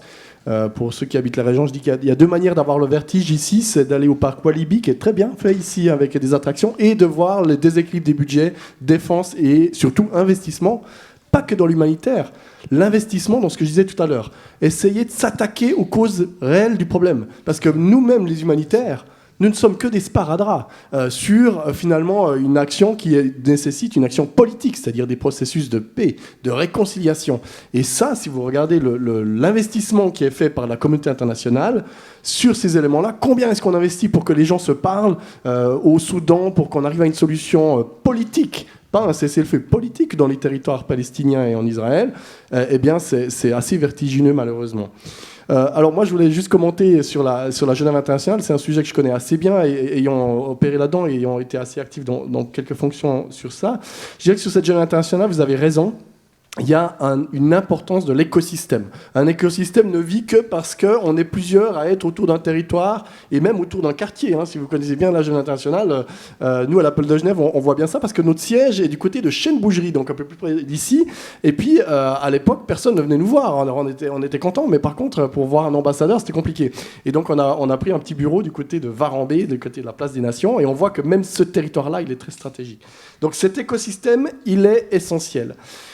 Mais je dirais que là où Genève a une chance à jouer, c'est qu'au-delà des institutions formelles, ces grands bâtiments que vous voyez quand vous sortez sur la route de Ferney, etc., ces grandes tours, ce que vous ne voyez pas, c'est la diplomatie hybride et informelle, qui est extrêmement précieuse et qui est extrêmement stratégique et qui n'existe pas dans des villes comme New York ou même Doha.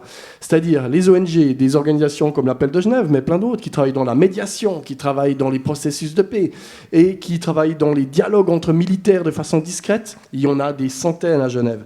Et ça, c'est la force. C'est-à-dire qu'on a à la fois une couche très institutionnelle, le ILO, l'ONU, les grandes institutions de santé, et puis on a une couche un peu hybride, et cette couche, elle est très précieuse, et je pense que mon analyse, j'ai tendance à penser que cette couche-là, elle va prendre de l'importance, parce que puisque les États ont de la peine à se parler de façon formelle, moi je vous invite à aller voir une séance du Conseil des droits de l'homme, où les États se parlent, c'est assez affligeant. C'est vraiment, premièrement, c'est terriblement ennuyant, c'est terriblement prédit.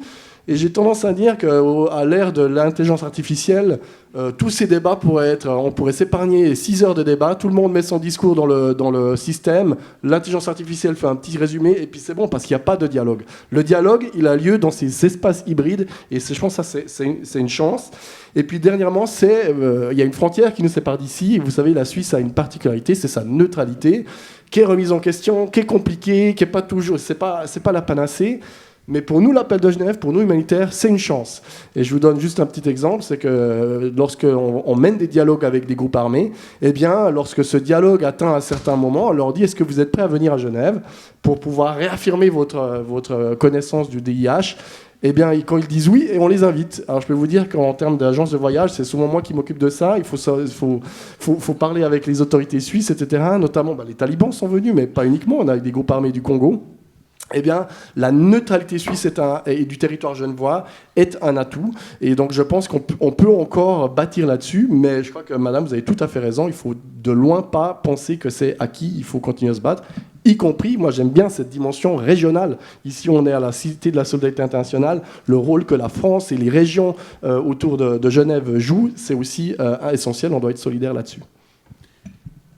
Je voudrais juste répondre aux collègues, au fond, qui posaient la question des budgets militaires et du financement à long terme de la coopération internationale. Je suis frappé, ça fait 3 mois que je parcours beaucoup de conférences, de séminaires sur la coopération internationale, l'aide humanitaire, par le pessimisme des acteurs. Alors, moi, je suis très optimiste. Pourquoi ? D'abord, c'est peut-être l'avantage de l'âge, mais j'ai passé 40 ans dans ce secteur et j'ai toujours vu l'aide, le financement de la coopération internationale, c'est du stop and go. Il y a des phases de croissance, il y a des phases de décroissance, et puis ça revient et ça reviendra. Pourquoi ça reviendra ? Parce qu'on est sur des sujets qui seront de toute façon devant nous. On est dans un village global, on a des interdépendances à gérer, on a des biens communs à promouvoir, et on ne pourra pas le faire sans la coopération internationale. Et ensuite, vous avez une mobilisation citoyenne qu'il faut peut-être renforcer. Moi, je suis très frappé qu'au moment où les budgets publics du financement du développement baissent, vous avez parallèlement une stabilité, voire une croissance des budgets des fondations philanthropiques et de la mobilisation citoyenne. Ça veut dire que l'adhésion des citoyens, elle est là. Sur la question des budgets militaires, alors, le seul pays qui ouvertement a dit qu'il baissait son aide publique au développement, et ça m'a beaucoup surpris et affecté, parce que j'ai une grande admiration pour la politique de coopération au développement de ce pays, c'est le Royaume-Uni qui effectivement a dit qu'il baissait l'aide au développement pour augmenter son budget militaire. Il ne faut pas oublier qu'il y a 20 ans, on était dans un mouvement complètement inverse. Il y a 20 ans, quand il y a eu la chute du mur, qu'il y avait un professeur d'Harvard, Fukuyama, pour ne pas le citer, qui nous parlait de la fin de l'histoire, il y avait un optimisme incroyable et on parlait des dividendes de la paix. Et c'est vrai qu'à ce moment-là, il y a eu des réductions des budgets de la défense et une augmentation des financements alloués à la coopération internationale. Donc le temps de la relance des financements du développement, il viendra. Mais cette crise, elle nous montre quand même la fragilité du système, et ça fait 20 ans que la France, on essaye de faire bouger ce système, c'est-à-dire que la plupart des agences humanitaires, et même maintenant les agences spécialisées des Nations Unies, sont largement financées par des contributions volontaires. Il va peut-être falloir se reposer la question des contributions obligatoires liées au produit intérieur brut, qui permettraient notamment de demander aussi aux pays émergents de contribuer à la hauteur de leur capacité. Il y a quelques années, on a fait un gros travail en France sur les financements innovants, avec la création d'une taxe internationale sur les billets d'avion pour financer le Fonds mondial de lutte contre le sida. Moi, quand je présidais le G20 développement, on a lancé le débat sur une taxation sur les transactions financières qui a permis aussi d'alimenter nos contributions multilatérales. Il faudra sortir des contributions budgétaires volontaires des pays. Si on considère, et c'est moi ma conviction comme Jean-Michel Severino, que quelque part l'aide publique au développement, c'est une sorte de filet de sécurité sociale mondiale qui permet de redistribuer le revenu mondial aux pays et aux populations les plus défavorisées, il va falloir à un moment sécuriser le financement de cette politique mondiale. Et on ne pourra pas continuer à financer cette politique simplement avec des contributions budgétaires qui sont dépendantes du bon vouloir d'une majorité politique à un moment donné dans un pays donné. Donc c'est le moment de relancer tous ces débats sur des financements plus stables et de long terme de la coopération internationale. Laetitia m'avait dit qu'on avait, comme on était la dernière table ronde de la journée, une petite marge. Donc s'il y a une ou deux personnes qui veulent aussi intervenir, je leur donne la parole. Il y a quelqu'un au fond, en étant aussi synthétique possible dans les questions et dans les réponses. Laurent Gillet, adjoint, élu sur Annemasse-Agglo, ex-humanitaire il y a de ça 20 ans, qui est parti frustré. Je reviens sur la cour de récréation, les deux gamins qui jouent, et ils trouvent toujours quelqu'un pour... Enfin, ils devraient toujours quelqu'un pour les calmer, mais c'est beaucoup plus simple de trouver quelqu'un pour se taper dessus, étant donné que c'est plus simple de casser, que c'est beaucoup plus cher de reconstruire. Vous êtes un sacré schizophrène pour être optimiste. Merci. Et donc en fait là, c'était mon problème, c'est que le temps qu'effectivement les politiques, si les politiques se mettaient d'accord, gagnant-gagnant, mais là j'ai quand même l'impression qu'effectivement l'humanitaire, est-ce que c'est pas fait pour empêcher que ça explose? Est-ce que c'est pas fait pour empêcher que ce soit pire? Je crois que c'est Nelson Mandela qui appréciait la Croix-Rouge pour ça. Et voilà. Mais tout en étant optimiste, parce que si maintenant les gros cargos sont capables de ramasser les réfugiés au milieu de la Méditerranée, effectivement, c'est une bonne forme d'optimisme pour aller se coucher ce soir. Une dernière question. Oui, madame, devant. Bonjour. Florence Adnet-Cavaillé, j'ai passé 22 ans comme responsable des relations internationales aux Hospices civils de Lyon. Et je suis maintenant indépendante. Et en fait, je suis optimiste J'ai passé 2 jours à l'AFD On est hier. deux schizophrènes Voilà. dans cette salle. Ensemble. Quelques-uns J'ai passé 2 jours à l'AFD, donc l'Agence française du développement, sur 2 jours sur les coopérations internationales hospitalières.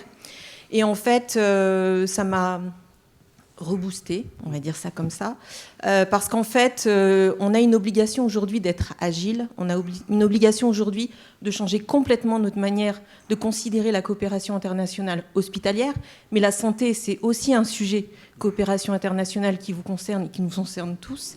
Et en fait, le propos, c'est de dire qu'aujourd'hui, il y a la volonté aussi de créer des consortiums. Alors un consortium, c'est un gros mot, ça fait peur à tout le monde, mais finalement, c'est la solution de réfléchir à d'autres modèles. Et on est obligé, en marche forcée aujourd'hui, de réfléchir à d'autres modèles. Et à mon sens, la santé est un levier de fédérer sur des projets pour pouvoir prendre en compte ces populations migratoires, de pouvoir prendre en compte la veille qu'on peut faire dans les pays sur des maladies émergentes. Donc pour moi, il y a effectivement beaucoup d'optimisme parce que finalement, des solutions, il en existe, mais il faut sortir des schémas précédents. Merci. Alors, une dernière question, parce que madame avait demandé la parole, puis après on sera obligé de conclure. Bonjour, Inès Ferrandez, donc élève avocate. J'ai travaillé en tant que juriste au sein d'ONG humanitaire. Donc ma question, elle est un peu plus pessimiste, donc j'espère qu'on ne va pas non plus rester sur cette note-là, mais c'est concernant donc en fait comment dans un monde où actuellement on a entre guillemets accusé, notamment de la part d'acteurs étatiques, on a accusé des organisations multilatérales comme l'UNRWA de connivence, de partialité, etc., avec d'autres acteurs sur le terrain, pour ne pas les citer. Dans ce monde-là, comment encore croire au travail humanitaire, qu'il soit de la part d'ONG et également d'instances onusiennes? Merci. Alors, peut-être Daniel, tu veux répondre parce que... Quelques éléments rapidement pour laisser aussi le soin aux participants de cette table de pouvoir aussi répondre. Je ne sais pas si on doit tous aller consulter pour notre schizophrénie. C'est vrai qu'on passe par des hauts et des bas et que je pense que notre état d'optimisme n'est pas non plus toujours permanent. On est humain, on vit des émotions. Il y a des moments où, en tant qu'humanitaire, sinon on va y arriver. Effectivement, on a passé et connu des moments difficiles dans le passé. Et puis d'autres fois, parce qu'on est affecté par différentes choses, peut-être même personnelles, notre analyse est un petit peu biaisée. Je dirais que ce qui a été dit est vraiment en lien, et j'adhère parfaitement à ce qui a été porté par la participante. J'ai oublié votre prénom, désolé. Voilà, donc concernant les consortiums, je pense que c'est une question essentielle. Nous, on le voit sur le terrain. Et là, on pourrait faire le lien avec la localisation, travailler aussi avec les entités locales. Il était évoqué d'une manière ou d'une autre aussi, tout à l'heure par monsieur l'ambassadeur, la nécessité de voir cette répartition et cet appui aussi qui peut demander à certains pays émergents. On entend parler dans notre milieu de la coopération sud-sud, nord-sud, etc. C'est des éléments sur lesquels il faut qu'on travaille. Maintenant, pour revenir sur ce que vous abordiez, qui effectivement nous affecte, il y a aussi la réalité qu'on est dans un monde où, on le sait très bien, on est avec une communication qui est difficile à maîtriser, qui nous échappe, et il y a toutes sortes de choses qui peuvent paraître dans différents canaux de communication et nous impacter. Et indépendamment de ces situations-là, il faut, je crois, et c'est le caractère tout autant des humanitaires que des diplomates, il faut s'accrocher. Il faut continuer le dialogue, il faut continuer les rapprochements, il faut continuer à se réinventer d'une manière ou d'une autre. Et il y a quelques pistes qui sont là, elles sont peut-être minimes, mais il faut les voir, les identifier et y travailler pour essayer de sortir de cette vision qui pourrait rester un peu pessimiste. Je ne veux pas prendre trop de place, je laisse la parole aux collègues. Très rapidement, j'aime bien, je pense qu'on va tous consulter à la fin de cette séance, mais je pense qu'on va rester optimiste. Moi, je dis toujours, l'humanitaire, c'est des grands espoirs et des petites victoires. Et je pense que c'est aussi à ça que se réfère Daniel. Comme je disais tout à l'heure, nous, on travaille dans des contextes extrêmement violents, avec des acteurs très compliqués, mais quand vous avez des enfants qui sont libérés, par exemple, parce qu'ils étaient recrutés comme enfants soldats. On a réussi à convaincre de libérer 80 enfants en République démocratique du Congo. Et ben, c'est 80 vies, 80 destins qui peuvent être potentiellement chamboulés de façon positive. Mais on ne change pas, bien entendu, l'ordre du monde comme ça. Et je voulais aussi noter cette question d'optimisme, parce que j'aime bien ce que disait Madame sur la coopération aussi transfrontalière, mais aussi hospitalière, sur comment est-ce qu'on peut avoir des nouvelles formes de solidarité. Je dirais que nous tous, on doit réfléchir que l'humanitaire, ça commence par l'humanité. Et l'humanité, ça commence chez nous. Avant de vouloir parler de Haïti, du Congo ou d'autres, on doit aussi réfléchir comment nous exprimons notre désir, notre volonté d'humanité vers nos voisins, notre communauté. Et quand j'ai l'occasion de parler, par exemple, aux jeunes qui veulent s'orienter, je crois que certains d'entre vous font partie de cela, dans ce monde-là, beaucoup viennent me voir, me disent « Mais est-ce que je peux avoir un stage pour votre travail en Colombie ?» Mais je dis « Mais travaillez d'abord dans votre communauté. Est-ce que vous êtes dans une association qui fait des choses ici, à Annemasse ou à Genève ou dans votre pays en question ?» Parce que ça, ce sont des compétences essentielles. Et je dirais que ce qui nous rend optimistes, c'est que cette humanité, on peut toujours la trouver.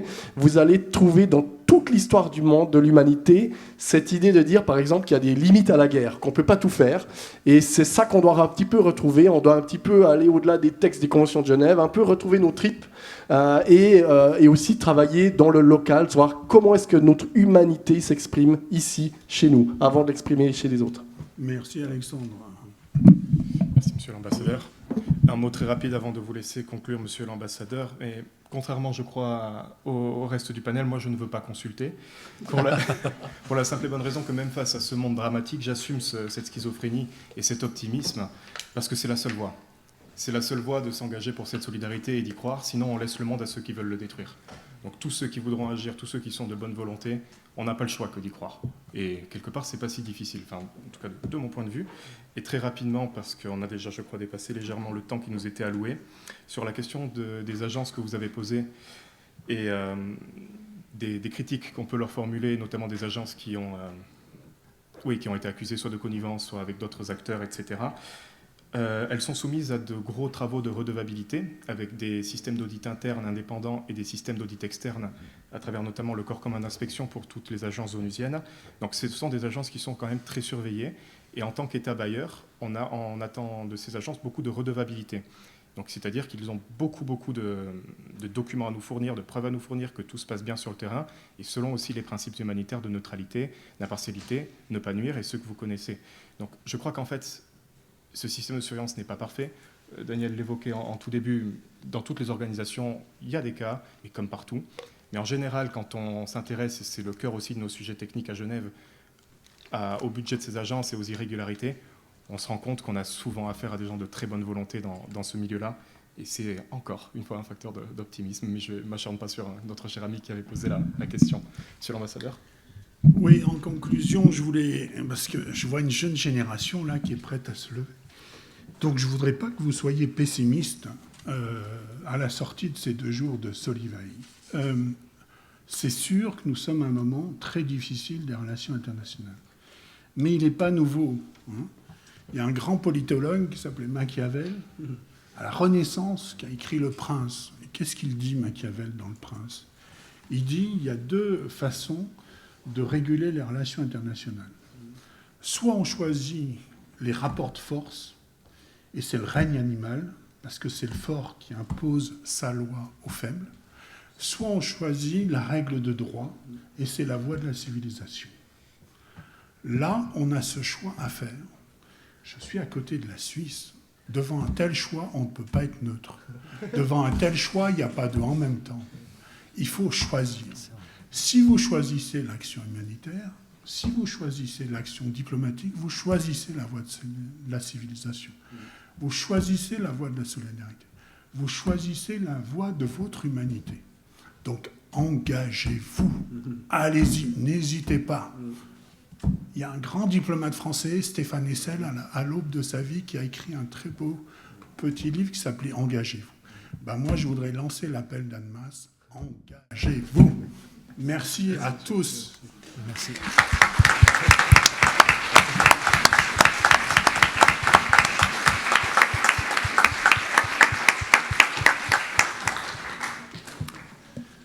Merci et bon retour. Et merci surtout aux organisateurs de ce colloque et de ces 2 jours qui font vivre l'action humanitaire.